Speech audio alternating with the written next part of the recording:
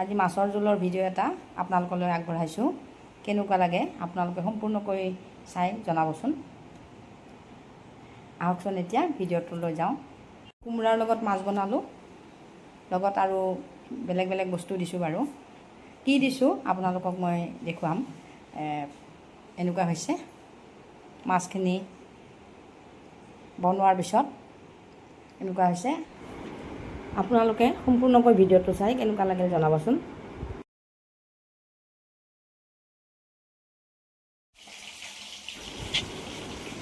মানুহজনে মাছখিনি কাটি বাছি ঠিক কৰি দিয়াৰ পিছত ভালদৰে ধুই লৈ হালধি নিমখ সানিলোঁ আৰু অলপ অলপকৈ ভাজি গৈ আছোঁ আৰু মাছৰ জোলখন বনাবলৈ প্ৰথমতে মাছখিনিয়ে ভাজি ল'ব লাগিব বাৰু। ইফালে কোমোৰা মানে ছাল কোমোৰা, যিটো বগা কোমোৰা, এই কোমোৰা বাকলি গুচাই ভালদৰে ধুই ৰুকনিত ৰুকি লৈছোঁ আৰু এই ৰুকি লোৱা কোমোৰাৰে মই তৰকাৰীখন বনাব লৈছোঁ। কেৰাহীত প্ৰথমতে তেল অকণমান গৰম কৰি ল'লোঁ।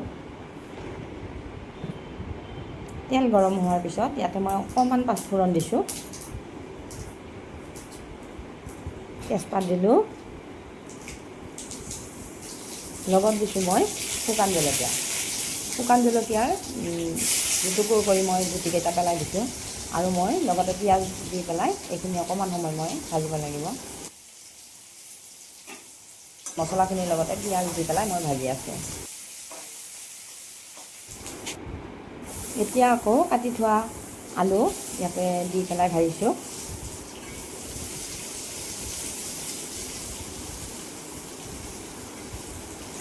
যিকোনো তৰকাৰীত আলুটো দিলে ভাল লাগে, আমাৰ আলু খোৱা মানুহ আছে বাৰু। লগত দিছোঁ মই ভোল এটা কাটি পেলাই। ভোল সাধাৰণতে তেনেকৈ খোৱা নহয়েই, হঠাৎ কেতিয়াবা ৰাখোঁ আৰু হঠাৎ কেতিয়াবা এনেকৈ ৰান্ধোঁ আৰু ভোলৰ লগত মাছ থাকিলেই ভাল লাগে। এইখিনি অলপ সময় মই ভাজিম আৰু এতিয়া হালধি দিলোঁ,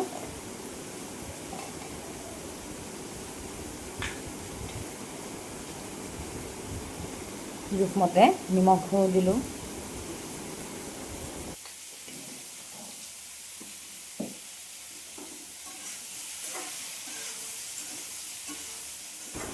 অলপ সময় এইখিনি ভালদৰে লৰাই ভাজিব লাগিব।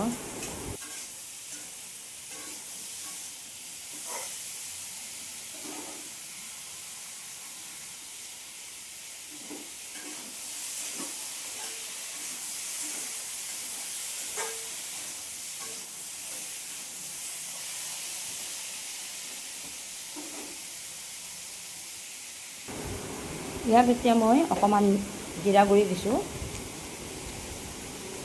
চামুচৰ এচামুচ দিছোঁ, লগতে দিছোঁ জলকীয়াৰ গুড়ি অকণমান আৰু জালুকৰ গুড়িও দিছোঁ।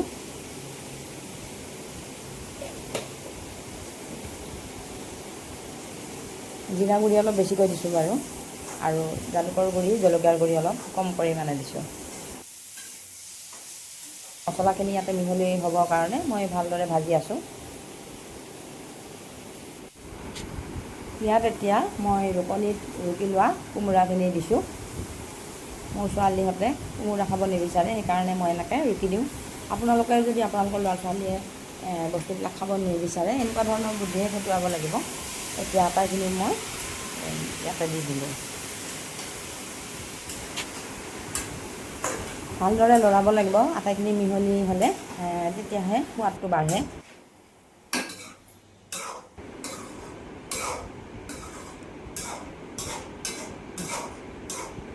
ৰন্ধাখিনি সদায় সকলোৰে একে দেখি যদিও সকলোৰে সোৱাদটো অলপ বেলেগ হয়, এনেকুৱা কিছুমান টিপৰ কাৰণে।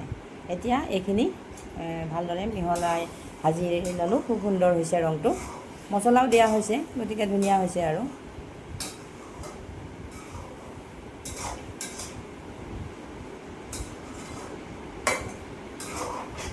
পানী সম্পূৰ্ণ শুকাই গৈছে, ধুনীয়া হৈছে।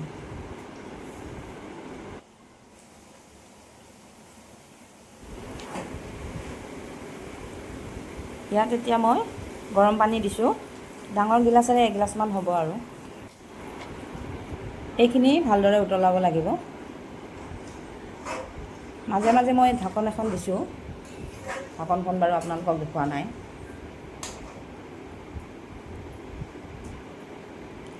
মোৰ ৰেচিপিসমূহ নতুনসকলে সম্পূৰ্ণকৈ শিকিব পৰাকৈ মই সম্পূৰ্ণকৈ ভিডিঅ'টো দিওঁ, আৰু যিসকলে সদায় বনায়ে থাকে অভিজ্ঞ তেওঁলোকে এনেও জানেই বাৰু, আৰু নতুনসকলে যিসকলে নতুনকৈ শিকিব লৈছে তেওঁলোকৰ কাৰণে আগবঢ়াইছোঁ। এতিয়া বক বককৈ উতলি থকা তৰকাৰীখনত মই মোৰ ভাজি থোৱা মাছখিনি দি দিলোঁ। এইখিনি অকণমান সময় উতলাম আৰু উতলিব দিব লাগিব, কাৰণ মাছত যেতিয়া ৰসটো সোমাই যাব তেতিয়া মাছৰ সোৱাদটোও বাঢ়িব আৰু তৰকাৰীখনো খুব ভাল লগা হ'ব। এইটো হৈছে কলিয়াজাৰ মাছ। মাছৰ মানুহজনে কলিয়াজাৰ বুলি কৈছে।